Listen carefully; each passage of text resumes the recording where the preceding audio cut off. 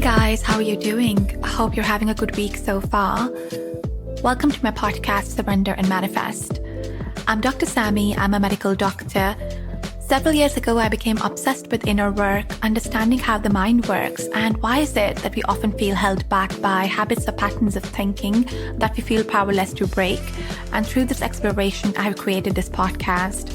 Each week, I bring to you an inspiring person or message, and I will share with you actionable steps that you can take to help unlock your inner potential and bring about success in your life. And really enjoy the process as well, because I think sometimes we tend to forget that. Welcome to the Surrender and Manifest podcast. So excited to dive in with you.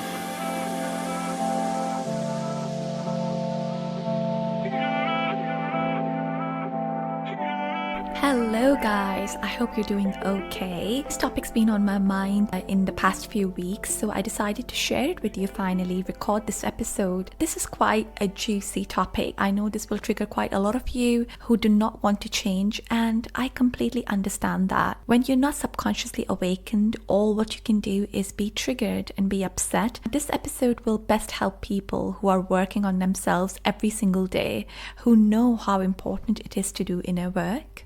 I want to share a little story which actually prompted me to record this particular episode. So there was someone who I knew quite a few years back. Let's say things did not progress and it became quite ugly. So that event with this particular person inspired me to work on myself even more, and I met so many amazing people after that short interaction, and I became obsessed with inner work. I made a promise to myself quite a few years ago never to actually look in that direction. And I kept my promise to myself. This person, even though he has got somebody, he kept coming back multiple times. He came back so many times that it became a bit amusing to me. So he was blocked at every single place, but he kept making new accounts every few months and did multiple attempts to contact me. All this time, they were with someone else. Bear in mind, I've never taken a step towards them or encouraged them in any single way.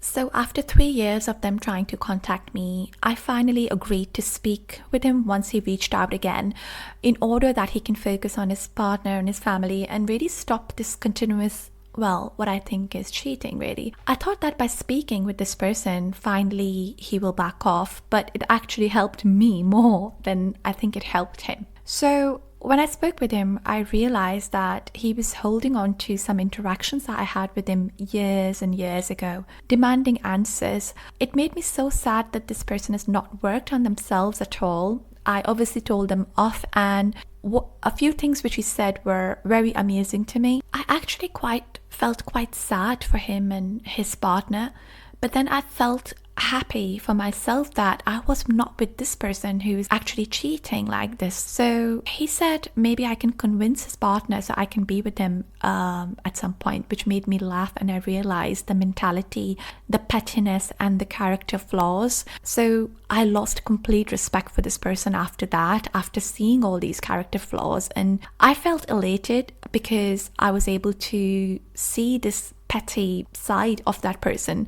And then obviously, he said it is hard to forget a woman like you. Obviously, it is hard to forget a woman like me because I do my inner work. The thing is that with some people, if they have not had consequences in their life, they never learn a lesson. I realized that being smart does not prevent you from doing dumb things. There are people in their 30s and 40s who are acting like children, and people in their 60s acting like babies due to the failure of taking responsibilities for their actions. So where does inner work come in all of this? I'm going to break it down for you. So you see, if you had certain experiences 5, 10, 15 years ago that made you feel a certain way, perhaps you felt upset, maybe you felt a bit insecure about something, and you have felt that way about yourself ever since. So if you've held on to those insecurity feelings or being upset, or if you were triggered from something, you have stopped mentally growing when that event happened. 5 or 10 or 15 years ago, which is so sad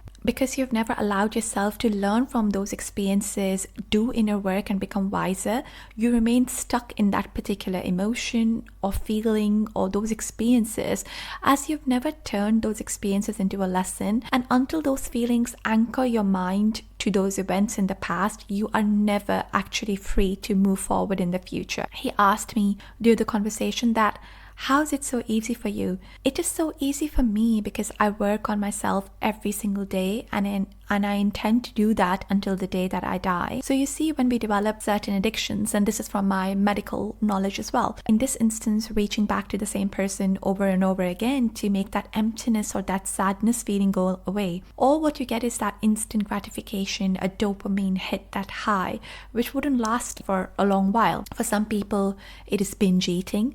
For some people, it is doing shopping sprees, and addiction to shopping always ends up in you not feeling good after a while. And until you work on yourself, you will keep on finding yourself in the same place over and over and over again. What happens is when we look for external things to feel a certain way and to take the sadness and the emptiness feeling away, we will keep on forever looking. Until you make an attempt to change how you will feel emotionally, you will keep looking for new people, new things to make yourself feel better. So basically, just running away from your fears, negative thoughts, pains, triggers, limiting beliefs for just a little bit of comfort, that little bit of dopamine hit. The problem with this behavior is that just like you become resistant to any medication which you have taken over a prolonged period of time, the same way for experiencing the thrill for a particular experience that you felt, that initial thrill that you felt, you will need a little bit more extra the next time to incite that feeling, just like with any other addiction. And what happens is when you don't get that hit, you get even more angrier, frustrated, bitter, and empty. So until you do that work, you will not be able to change the way you feel. You will always be looking at external things, external circumstances to produce those internal emotions or those internal good feelings inside of you. You can give all those positive healing feelings to yourself if you learned how to get inside your body and do your inner work and go within to seek what you're seeking from the outside. You know how they say that forgiveness frees you? People who forgive other people are not weak, they are the strongest of them all. I pause there intentionally. When we forgive people, we are able to move on. It is really powerful, and there's unbelievable strength in forgiving somebody. To me, the worst feeling is being stuck and to not change. So I train myself every day with inner work to face my fears, my limiting beliefs, any challenges that come up when I'm trying to do inner work, when I'm changing or learning something new. In fact, I even start enjoying the feeling at the same time as well. And I've always loved enjoying the process because I know that when I reach the other end, I'll be in awe of how I normalized it. And I would be laughing at myself that I was so afraid initially to take that step. I want you to know that I'm in the process of creating a program for you. I'm so excited for that program because it teaches you how to do inner work from a very basic level.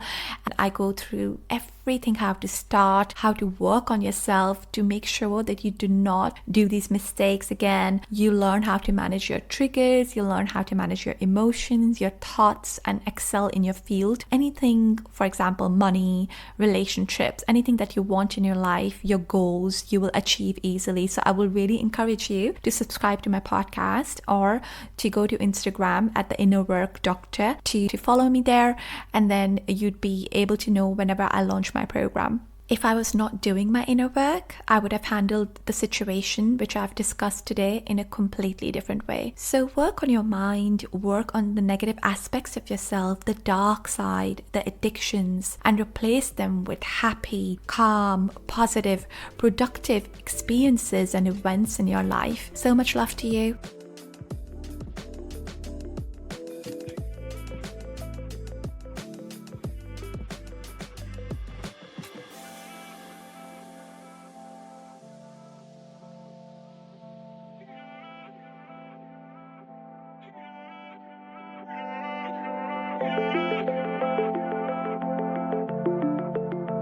Thank you so much for listening to today's episode, and thank you for inviting me into your life as you drive to work or run errands or even at your workout.